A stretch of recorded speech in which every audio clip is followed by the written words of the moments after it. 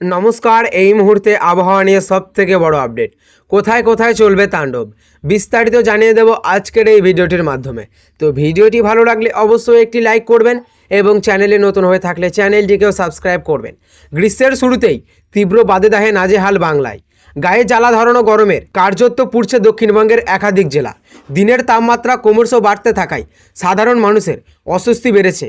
তবে এই তীব্র গরমের মধ্যেই কিছুটা স্বস্তির ইঙ্গিত দিয়েছে আলিপুর আবহাওয়া দপ্তর।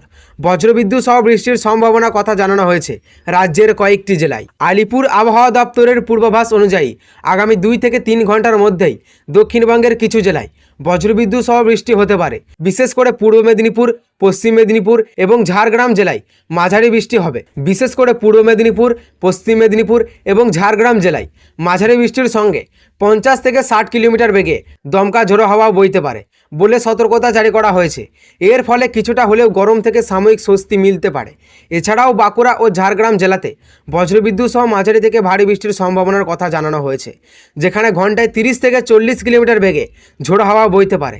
তবে দক্ষিণবঙ্গের সব জেলাতেই বৃষ্টি হবে না, অনেক জায়গায় গরম ও অস্বস্তিকর আবহাওয়া বজায় থাকবে বলেই পূর্বাভাস। অন্যদিকে উত্তরবঙ্গের পার্বত্য জেলাগুলিতে ঝড় বৃষ্টির প্রবণতা অব্যাহত থাকতে পারে, কিন্তু দক্ষিণবঙ্গের শুষ্ক আবহাওয়ার কারণে তাপমাত্রা আরও বাড়ার আশঙ্কা রয়েছে।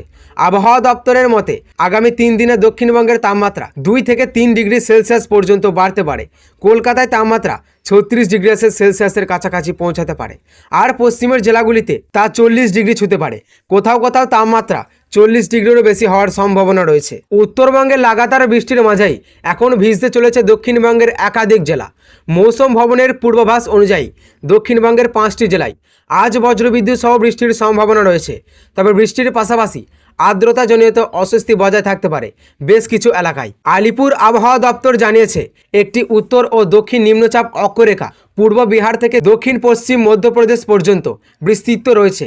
সমুদ্রপৃষ্ঠ থেকে 9 কিলোমিটার উচ্চতায় অবস্থান করা এই অক্ষরেখাটি ঝাড়খণ্ড এবং উত্তর ছত্তিশগড় অতিক্রম করেছে। এর প্রভাবেই আগামী 1 সপ্তাহ উত্তরবঙ্গ জুড়ে বৃষ্টির অনুকূল পরিস্থিতি তৈরি হয়েছে। দক্ষিণবঙ্গের আবহাওয়া কোথায় কোথায় চলবে গরম এবং বৃষ্টি। আজ থেকে 27 এপ্রিলের মধ্যেই পূর্ব ও পশ্চিম মেদিনীপুর, ঝাড়গ্রাম, বীরভূম এবং মুর্শিদাবাদে বজ্রবিদ্যুৎ সহ হালকা থেকে মাঝারি বৃষ্টির সম্ভাবনা রয়েছে। তিলোত্তমা কলকাতায় আপাতত বৃষ্টির কোনো সম্ভাবনা নেই। আগামী 7 দিন কলকাতা সহ পার্শ্ববর্তী জেলাগুলিতে গরম ও অস্বস্তি আরও বাড়বে। সর্বোচ্চ তাপমাত্রা 2 থেকে 3 ডিগ্রি পর্যন্ত বাড়তে পারে। বৃষ্টিহীন জেলাগুলিতে আর্দ্রতাজনিত অস্বস্তির কারণে হলুদ সতর্কতা জারি করা হয়েছে। 21 থেকে 27 এপ্রিল পর্যন্ত ভ্যাপসা গরমে নাজেহাল হতে পারে সাধারণ মানুষ। দার্জিলিং, কালিম্পং, জলপাইগুড়ি, আলিপুরদুয়ার ও কোচবিহারে বজ্রবিদ্যুৎ সহ বৃষ্টির তেজ বেশি থাকবে।